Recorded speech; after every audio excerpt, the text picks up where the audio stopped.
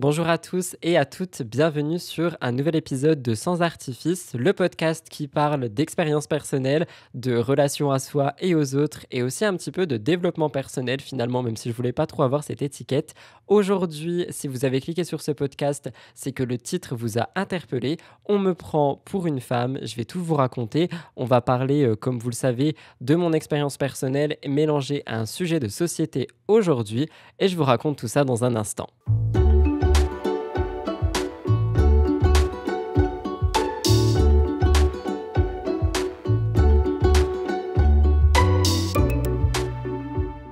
Avant toute chose, je tenais quand même à vous remercier par rapport à tous les retours qu'il y a sous ce podcast, ce récent podcast, que ce soit par message privé sur mon compte Instagram, par mail à mon adresse que vous pouvez maintenant retrouver directement sur les plateformes d'écoute. Il y a un petit engouement qui est en train de se faire, on est une petite communauté. Je pense qu'il y a principalement des personnes qui me suivent sur d'autres réseaux sociaux, mais j'avais quand même envie de remercier les nouvelles personnes qui me rejoignent parce que je le vois aussi, c'est ça la magie des statistiques. Donc bienvenue à tous et à toutes. Deuxième petit point que je veux mettre en lumière, je pense que vous l'avez vu la semaine dernière, l'épisode a été filmé. Donc si vous m'écoutez sur Spotify, vous avez eu accès à la vidéo. Si vous me regardez sur YouTube, vous avez également eu accès à la vidéo. Je tenais à préciser que ce ne sera pas toujours le cas. Il y a des épisodes qui seront filmés. Je pense que ça sera certainement des épisodes actualité, des épisodes de sujets de société qui me touchent pas beaucoup. Mais comme aujourd'hui, par exemple, nous allons revenir sur une expérience vécue, quelque chose qui me touche moi personnellement, je suis plus à l'aise avec le fait de ne pas être filmé pour ce genre d'épisode. Peut-être qu'avec le temps ça passera, mais j'ai l'impression d'être quand même beaucoup plus libre quand je n'ai pas une caméra braquée sur moi et simplement un micro. Je tiens aussi à vous remercier pour la tolérance que vous faites par rapport à mes soucis d'élocution, d'éloquence d'ailleurs je crois. Ok, ça commence mal. Et de grammaire, je vous promets de m'améliorer au fil du temps, mais en fait j'ai vraiment envie d'être le plus authentique avec ce format, de pas avoir un texte, même si pour ce genre d'épisode, je vous avoue que j'ai quand même un plan un peu détaillé pour savoir où aller. Mais voilà, merci pour tous vos retours, c'est ça que je voulais dire en introduction. Pour le sujet du jour, donc vous l'avez compris, on va parler un petit peu de mon expérience personnelle, de mon vécu en tant que personne catégorisée comme un homme ressemblant à une femme. Alors attention, je veux tout de suite faire un disclaimer, je pense qu'à travers les mots de ce podcast, il va y avoir énormément d'étiquettes, mais ça va être la meilleure manière pour moi de vous imaginer ce que je peux vivre au quotidien et justement où je veux en venir avec ce podcast. Mais vous avez cliqué dessus en voyant le titre, on me prend pour une femme. Je vais un petit peu tout vous expliquer, ça va être le sujet du jour. On va mêler mon expérience vécue avec des sujets de société. On va parler de l'identité de genre, que ça soit en société ou même en ligne, de ce que ça peut engendrer comme problématique dès lors où on se pose énormément de questions par rapport à une personne, etc. etc. Et d'ailleurs, ça me fait assez sourire et je trouve ça assez ironique, mais j'avais bel et bien prévu d'enregistrer cet épisode aujourd'hui. Et sachez qu'il y a quelques heures, j'ai mis une question-réponse sur mon compte Instagram, une boîte à questions, en demandant des idées de sujets pour une prochaine émission qui revenait sur les influenceurs d'Internet, donc rien à voir avec moi. Et une personne a posé une question qui est sortie de nulle part et qui avait rien à voir avec la story, me demandant si j'aurais voulu naître garçon ou femme. J'ai trouvé la question ultra déplacée et en même temps assez ironique en vue de la situation et du fait que j'allais enregistrer cet épisode aujourd'hui. Et j'ai discuté avec cette personne qui m'a dit qu'elle n'y voyait aucun mal, qu'il n'y avait rien de malveillant. Mais personnellement, c'est pas une question que j'irais poser à quelqu'un, encore plus quand on sait que la personne en question est sujette à ce genre de remarques. Et ici, je parle évidemment de moi. On adore l'égocentrisme et va y en avoir beaucoup dans Sans Artifice. Haha. J'ai vraiment fait haha comme un onomatopée là. MDR. Pour commencer ce podcast, je pense qu'on doit quand même parler assez rapidement des stéréotypes de genre qu'on peut trouver assez facilement dans notre société, sur Internet, dans des livres, sur des jeux pour enfants et tout ça. Je pense que je peux notamment vous parler des cheveux, des couleurs, du maquillage, du vernis. Si on parle de moi, parce que ça va être vraiment le sujet aujourd'hui, si vous m'avez jamais vu, j'ai les cheveux un peu longs, j'ai un carré. Il m'arrive de me maquiller quotidiennement. Parfois, je me fais une full face avec vraiment beaucoup de produits. Parfois, juste une petite skincare et bam bam, 2-3 traits d'anti-cerne. C'est vrai que je suis aussi quelqu'un qui est assez fin. Je suis petit, j'aime beaucoup m'habiller avec des vêtements qu'on peut trouver dans des rayons pour femmes, même si pour moi, un vêtement n'a pas à être genré. Si on parle de couleurs, effectivement, j'aime aussi le rose et le violet, etc. Mais c'est vrai que stéréotypement parlant, je rentre dans les cases des stéréotypes des filles, étant donné que si on écoute la société, le rose, c'est pour les filles, le maquillage, le vernis, c'est pour les filles. Même si aujourd'hui, on arrive un petit peu à casser ces codes, ils sont malheureusement toujours trop présents. Et c'est vrai que si on parle de stéréotypes de genre, bah on va pas se mentir, je coche toutes les cases. C'est peut-être pour ça donc qu'on peut penser que je veux devenir une femme, même si pour moi cette expression est extrêmement problématique, mais ça peut être le sujet d'un autre épisode. Mais je vous l'ai dit, aujourd'hui, il va y avoir beaucoup d'étiquettes.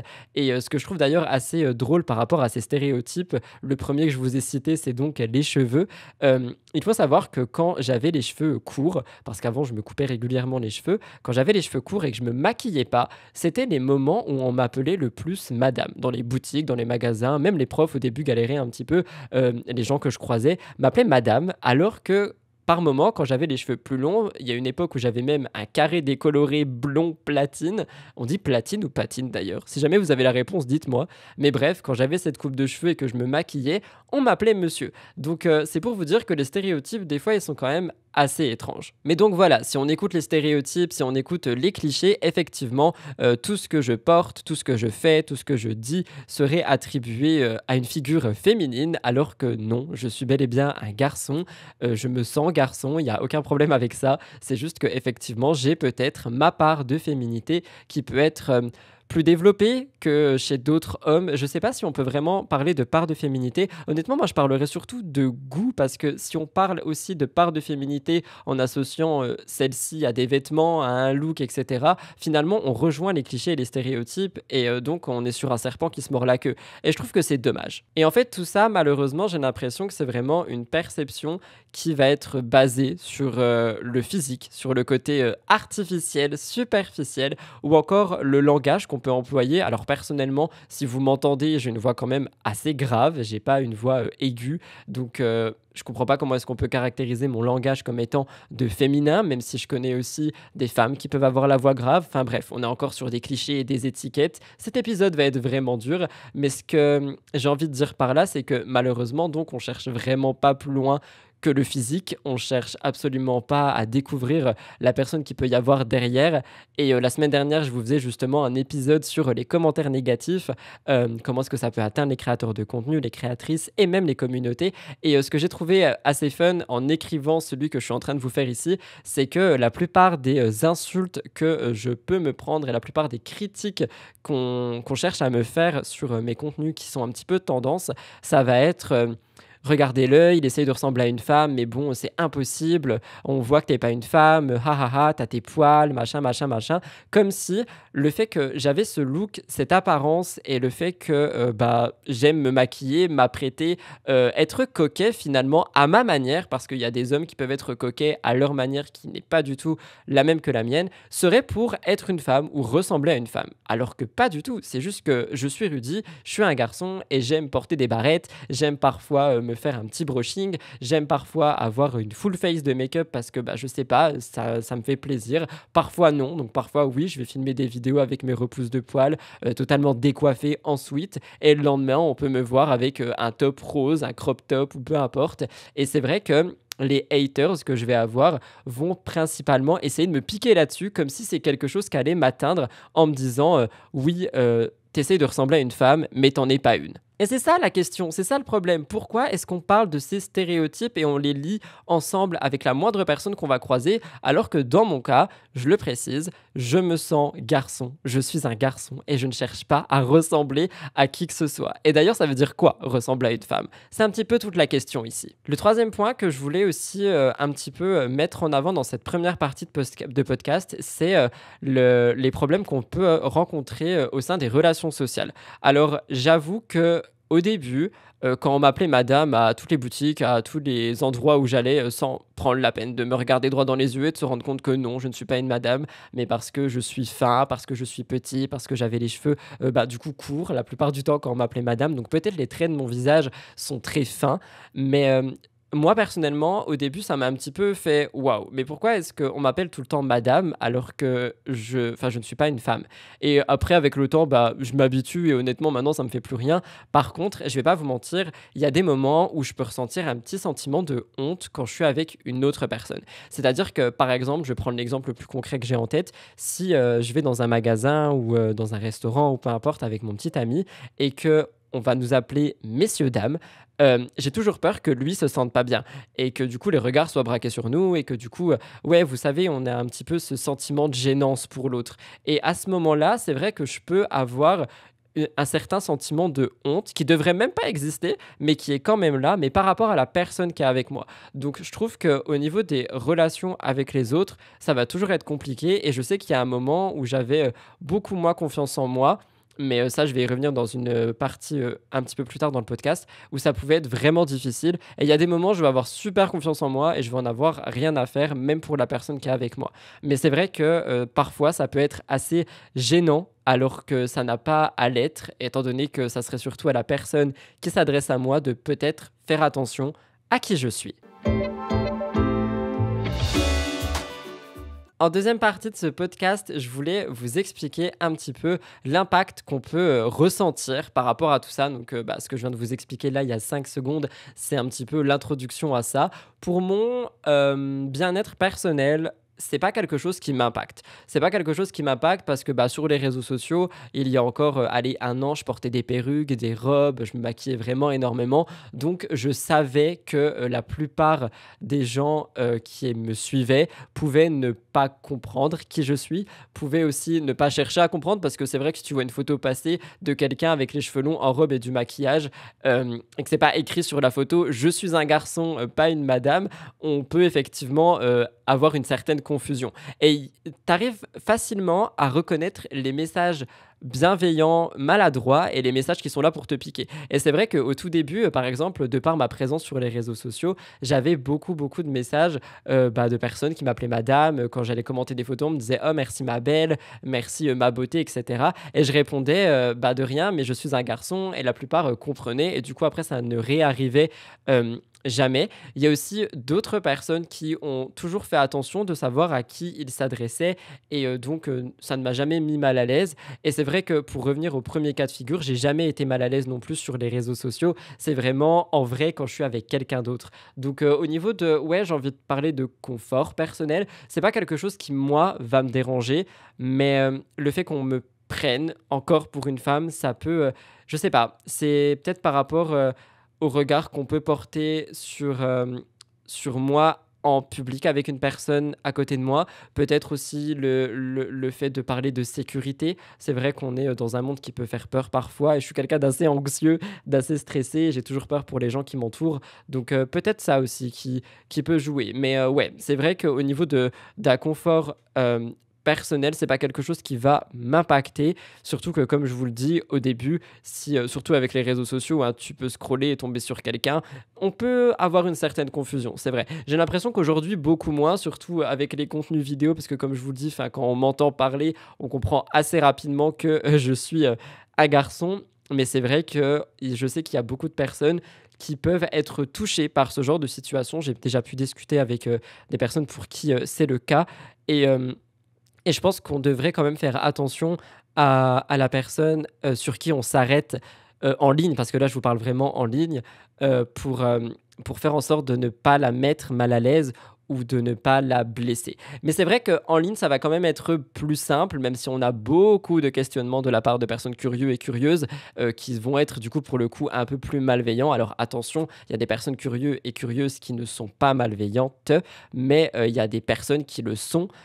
Surtout dans mon adolescence, hein, parce que, bah, j'ai toujours eu, ce look un peu, androgyne, je vais dire, pour coller une étiquette dessus. Du plus loin que je me rappelle, au collège, j'avais aussi, les cheveux longs, noirs, je mettais du vernis noir, du crayon noir dans ma période emo et c'est vrai que, bah, du coup, on me posait des questions, «Est-ce que, je veux être une fille? Est-ce que, je suis une fille? Pourquoi est-ce que je suis comme ça? Est-ce que machin? Est-ce que bidule?» Et parfois les questions, elles étaient quand même assez malveillante, assez touchante. Et je pense que dans l'adolescence de quelqu'un qui est en plein développement et qui déjà n'a pas forcément un quotidien facile, mais ça je vous l'expliquerai certainement lors d'un futur épisode, ça peut peut-être créer certains traumas. Et c'est peut-être pour ça qu'encore aujourd'hui, du coup, euh, dehors en société, je peux avoir certaines gênes ou une certaine honte, je sais pas. Mais c'est vrai qu'on a quand même eu pas mal de réflexions sur ce qu'est le genre, sur les stéréotypes, sur, allez, on va mettre une étiquette, les normes de genre, notamment en ligne sur les réseaux sociaux. Je vous parle ici notamment du boom qu'il y a eu personnellement que moi j'ai vécu avec Bilal Hassani, je pense que vous connaissez, c'était dans ma génération.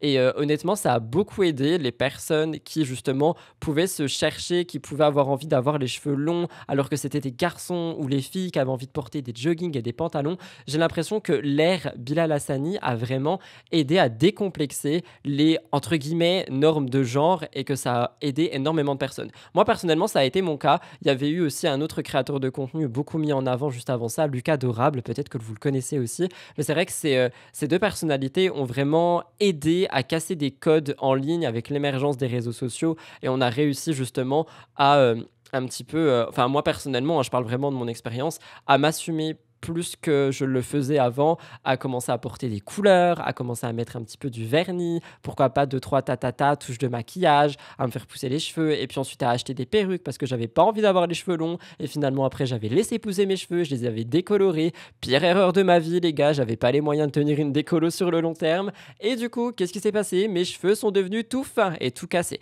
Mais ça, pareil, c'est un autre sujet, on pourra en reparler plus tard. Tout ça pour vous dire que l'impact de cette confusion, finalement, peut effectivement toucher, ça peut rendre mal à l'aise, mais je pense aussi que ça peut rendre plus fort et que ça aide à grandir et ça aide surtout à comprendre qui est autour de nous et pour quelles raisons. Alors, vous le savez, j'aime beaucoup essayer de trouver des solutions par rapport au sujet que j'évoque dans mes podcasts. Donc ici, j'ai envie de vous donner un petit peu des clés pour arriver à contrôler, gérer ce genre de situations qui peuvent être malaisantes si jamais vous vous reconnaissez dans les mots que je dis. Premièrement, je l'ai dit tout à l'heure et je pense que c'est vrai. Je pense qu'on doit faire attention à la personne à qui on parle, à la personne qu'on regarde, à la personne à qui on s'adresse, qu'on soit d'ailleurs dans un magasin, dans un restaurant, en ligne ou peu importe. Je pense que c'est la moindre des choses de prendre 2 secondes, d'essayer de comprendre la personne qui est en face, de comprendre qui il ou elle est et d'essayer de tout simplement ne pas mettre mal à l'aise cette personne, de ne pas la gêner. Je pense que c'est quelque chose qu'on peut essayer de faire tout en se rappelant et en gardant en tête qu'il ne faut absolument pas faire ce que j'ai fait pendant tout cet épisode et ne pas mettre des gens dans des cases. Et quand je parle de cases, c'est comme là, je vous l'ai expliqué, je suis un garçon qui porte des vêtements féminins. Il n'y a pas à dire tout ce genre de choses. Pour moi, un vêtement n'a pas de genre. On porte ce qu'on veut. C'est vrai que je vais pas vous mentir, j'irai pas jusqu'à...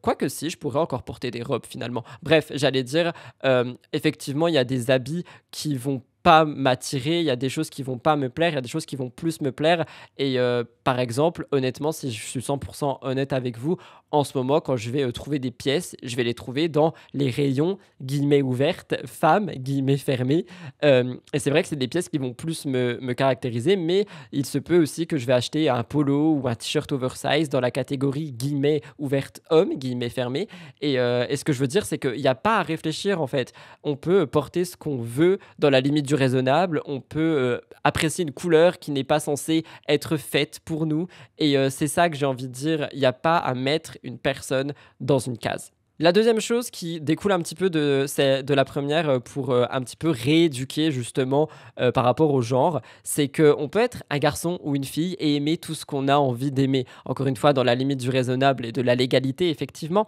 mais il n'y a pas à coller des étiquettes comme ça, à faire sentir mal un garçon parce qu'il va apprécier de jouer avec des poupées ou j'en sais rien, ou une fille qui va trop aimer les voitures et ce sont des choses qu'on peut malheureusement encore trop voir aujourd'hui et je trouve que c'est dommage parce que je trouve que, par exemple, si on prend un enfant qui est totalement innocent et qui a juste envie de s'amuser et qu'on lui coupe cette envie, ça peut le bloquer dans son développement et dans sa créativité. Je vais vous prendre un exemple que j'ai mis en avant il n'y a pas longtemps dans une de mes émissions télé-réalité pour le coup. Je ne sais pas si vous connaissez la candidate de télé des Marseillais, Jessica Tivna. Désolé, j'ai tapé dans la poubelle, je ne sais pas si vous avez entendu. Mais celle-ci a récemment posté une vidéo où en fait elle a sa petite fille qui essaye une robe et il y a son fils qui arrive et qui dit que lui aussi veut essayer une robe de princesse. Donc Jessica le laisse faire et en fait sur la vidéo on voit que les enfants ils sont extrêmement heureux, que le petit il est trop content d'essayer la robe, etc., qu'il n'y a rien de mal. Et les commentaires par rapport à cette vidéo ont été ultra horribles envers le petit, disant que ouais, c'est comme ça qu'on crée des monstres pour demain, qu'il n'y a pas du tout à faire porter une robe à un petit garçon, que ça va totalement le dérégler et plein de choses dans le genre. La candidate Jessica avait pris la parole en disant que en fait elle s'en fiche et que elle tout ce qu'elle voyait c'est qu'elle passait un bon moment, que son fils il était super heureux et honnêtement si on me suit, on le sait, je ne suis pas pour l'exposition des enfants sur les réseaux sociaux. Et d'ailleurs, je pense que ça fera le sujet d'un épisode de podcast. Mais j'avais passé ce magnéto avec les visages pour qu'on voit à quel point le petit était juste heureux de porter cette robe et que ça ne veut pas dire qu'il va finir, je ne sais pas, malheureusement, entre guillemets, homo ou peu importe. Ça veut juste dire que là, au moment T, il voulait porter une robe, il voulait s'amuser et c'est quelque chose qui était juste fun et qui avait aucun sous-entendu derrière. Mais quand j'ai vu tous les commentaires horribles qu'il y avait encore sous ce genre de vidéo, alors qu'on parle d'un petit enfant qui a aucune pensée négative ou aucune arrière-pensée tout court par rapport à cette robe, je vous avoue que ça me fait un petit peu peur et que justement je pense qu'on peut essayer de rééduquer sur la diversité de genre et Jessica l'a très bien fait à travers ce magnéto. Enfin, un point que je mets beaucoup en avant et que vous allez beaucoup entendre dans les podcasts, c'est prendre soin de vous, soin de votre santé mentale. Je sais que parfois ça peut être dur, il y a des jours où personnellement c'est plus dur que d'autres. Il y a des jours où j'ai totalement confiance en moi et bam bam bam je vais sortir on flic et patati patata, j'en ai rien à faire. Il y a des jours où je vais me sentir un petit peu plus en insécurité et je vais peut-être rester en jogging, je vais pas trop montrer que j'ai les cheveux longs, beaux, détachés, etc. Je vais pas me maquiller et il y a des jours où j'en ai vraiment rien à faire et que les gens me regardent et je vais leur dire bonjour, il y a un problème, vous voyez ce que je veux dire et je pense que ça dépend des jours. Je pense que la route est longue, mais apprendre à se parler, apprendre à s'accepter, je pense que c'est quelque chose qui peut vraiment aider sur la durée. Évidemment, le dernier conseil que je peux vous donner et qui parle encore une fois de santé mentale, essayez de prendre de grandes respirations, de faire un petit peu de méditation. Faites-vous aussi des phrases positives, des affirmations positives pour vous rappeler que vous êtes une bête de personne, que personne n'a à vous juger et que quelqu'un qui ne sera pas en accord avec qui vous êtes n'est pas forcément quelqu'un qui doit faire partie de votre vie.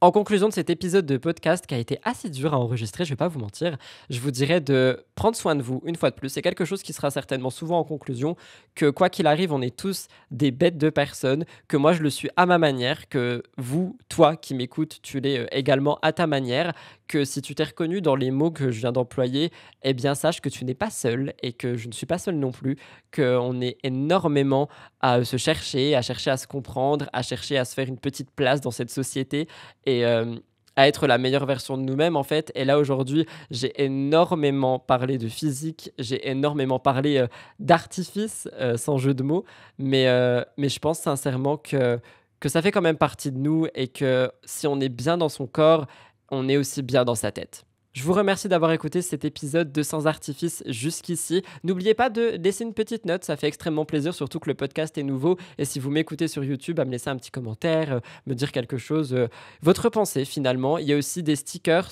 par rapport à Spotify si vous voulez répondre à un sondage et à un question-réponse. N'oubliez pas de vous abonner à la plateforme sur laquelle vous écoutez pour me rejoindre la semaine prochaine. Sans Artifice sortira donc toutes les semaines mercredi à 10h. Les votes ont eu lieu sur Instagram. Jusque-là, je vous embrasse. Merci de m'avoir écouté jusqu'ici et rappelez-vous, vous êtes une bête de personne.